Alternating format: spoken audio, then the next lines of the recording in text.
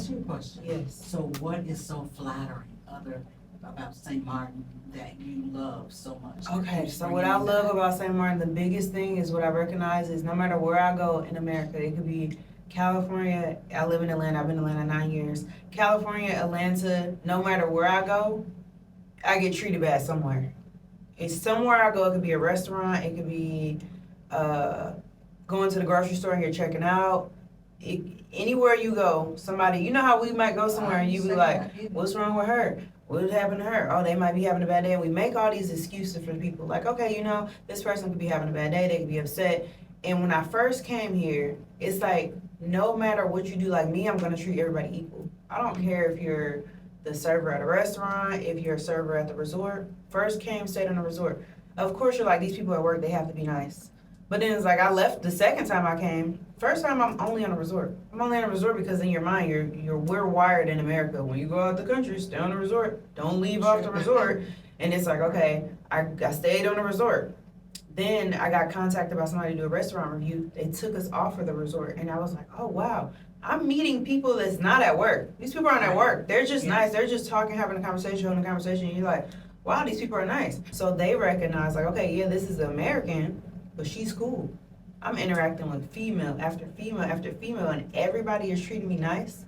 Nobody's like conniving, scheming. It's like everybody genuinely was like, oh, Tany, you're actually interacting with us. You're actually willing to help us. You're actually, you know, and it was like a genuine relationship to like now when I come here, I'm like, oh, I'm on vacation. I get to hang out with all my people at one time. They all know each other too. This is lit. And not only are you on vacation and you don't have responsibilities when you're on vacation, you know people. And that's like the best feeling is to know people. And it's called the Friendly Island. So everybody's friendly. I haven't had one interaction with anybody where I felt like, oh, I can't trust them, or, you know. And everybody look out for me. Like, everybody's like, you know what, that's crazy. I trust you. I don't trust many Americans. That's why I picked St. Martin. I love it. Out of every place that I've been to a lot of islands. I've met some locals. This is the most, like I would say, friendliest, safest place. I just feel safe, I would say. But yeah, St. Martin, I love y'all. Like, it's just a vibe. Biggest regrets? One of my biggest regrets in life? I don't want to talk about that on camera. Oh, shit. It's not my child. One of my biggest regrets is putting so much energy and trust into a job. That's what I would probably say. If I had a top 3 regret, one of my biggest regrets is putting so much energy and trust into a job, because the fact that I was, you know, at the job that I was at for 9 years and got let go from that job and I had no idea what to do, that was probably the worst, because I'm sitting there like, oh my God, I don't have a job. And I'm not getting a severance package. Like, what do people do when they don't have a job? Now, like I said, it was the biggest regret, but it was also like a wake-up call to make me say, okay, you know what? This is what entrepreneurs do. Like, forget a job. Like, I relied on that job so much that when it was gone, it was like, it was a wake-up call. But it was like, I'm glad I'm the kind of person who says, okay, I get this wake-up call and I'm actually about to do something about it, or am I going to sit around and mope and say, oh my God, this job, oh my God, this job. Yeah. So it gave me the drive to say, okay, you know what? Yes, I'm getting up. I'm about to start my own business. I'm about to do what I want to do. I'm going to do what makes me happy. I'm about to do what, you know, I always wanted to do in life. So when I lost that job, it was like one of those things where people think like, ooh, what do I want to do with myself? And it's like, you want to do nails? You want to do lashes? No, I don't want to do that. I want to do content. That's just my thing. I wanted to do content. Biggest regret is relying too much on a job, a company, a corporation, a job that's not mine. And the fact that somebody can take that away from you in a heartbeat absolutely lets you know, like, you just got to be prepared. Because just imagine somebody call you and say, hey, you're fired, you're not getting any pay. You're going to be like, what do I do? Yeah. I don't care if you have a savings account. It's like, what do I do now? Like, am I done for? Right. You know? And then you go and you get this mindset, like, okay, now I'm going to find another job. You get like, I got the other job. And what happened? That job's gone too. And it's like, It's okay. What is going on? Like, now, it's like, is it a calling? Should I not be working a job? Like, should I not live this life? So it's one of those things where if I had to tell anybody in life from birth, do not rely on a job at all. You have to figure out the top 3 things that you're good at. The top 3 things that you're good at, and say, you know what, I'm good at this, this, and this.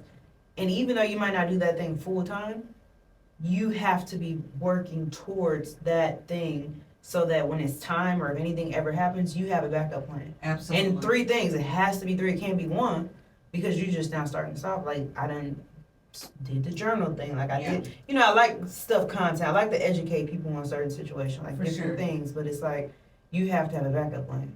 Absolutely. What is one thing that made you the happiest so far in your life?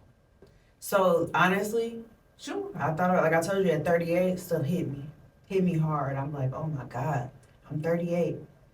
The thing that makes me most happiest is free will. Since I have not had a job, I've been able to do what I want to do.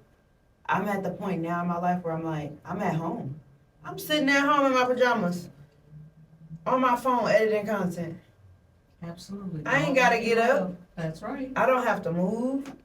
I can do what I want to do. If somebody says, oh, come do a video, I could go do it. It's the fact that I have free will, that I can walk out of the house at 12 p.m. and I could go to the nail shop if I want.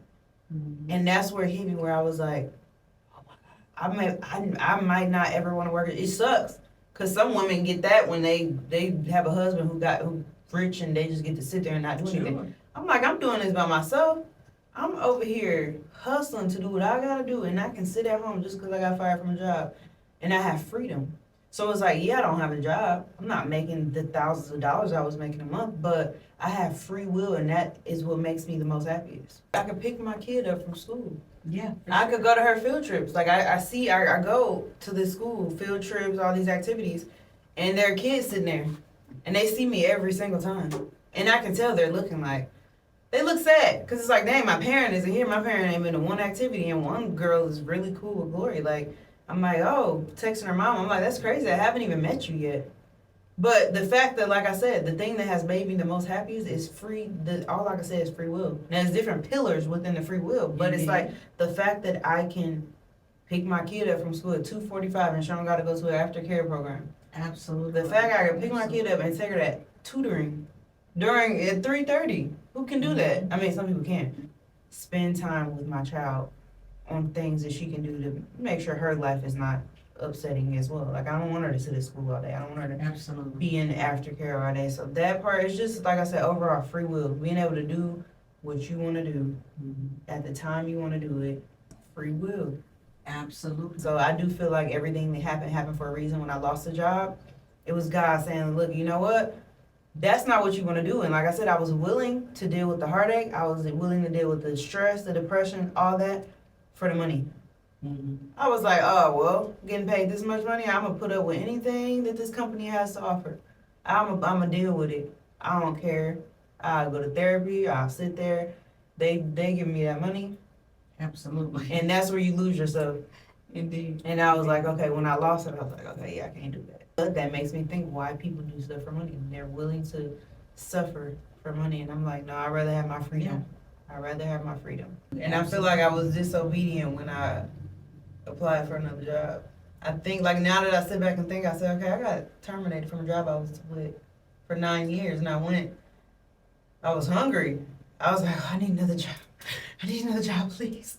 And I got the job. It's just the way. Yeah, it's the way. It's the easy way out, though. Exactly. The Lord's like, you know what? Focus on what you need to do full time. Yeah. It creates some type of survival mode. Moved to St. Louis. I'm working 4 jobs. I'm bartending. I'm working at Grand Stadium on Sunday. I'm doing this. People used to be like, you Jamaican? I never knew what that meant until I got older. But Right. they used to say that. And Right. I was working all these jobs, bartending. I got my hands everywhere. Then it was like, okay, I got older. I'm in school full time, and I'm in Forest Park full time, still working 4 jobs. Rams on Sunday, that's just one. Bernie's on Friday, Saturday. Then I go to funeral home these days. It was like, dang, I've been in survival mode my entire life, and even for me to lose that job, and I was still in survival mode at 38, I'm like, oh no, if I'm gonna be in survival mode now, it's gonna be on my behalf. It's gonna be because I'm working for what I need to work for, because building what's mine, not building what somebody else's. Like how I'm building your stuff up and then giving back to myself. I gotta That's right. give back to the community. And that's why, like, when I came here, it was like, people are using my following, but it's using my following to help them you know, like give back to the community, I would say. Yeah. And, you know, I do stuff in Atlanta, everything like that, but it's like, if I have something where I can, like I said, help other people or educate other people, as long as it's something, like I said, I don't just do promotions for everybody. I'm gonna look into your stuff and make sure it's something I actually like, if I'm willing to do it, and I'm gonna do it, but I love the fact that people can look at me as a, I don't know what it would be called, an influencer or a creator, and say, you know, I want this person to create, I want this person to be the face of my brand. Because it's helping them at the end of the day. And at the end of the day, the stuff is gonna be there and people will look back and say, you know what?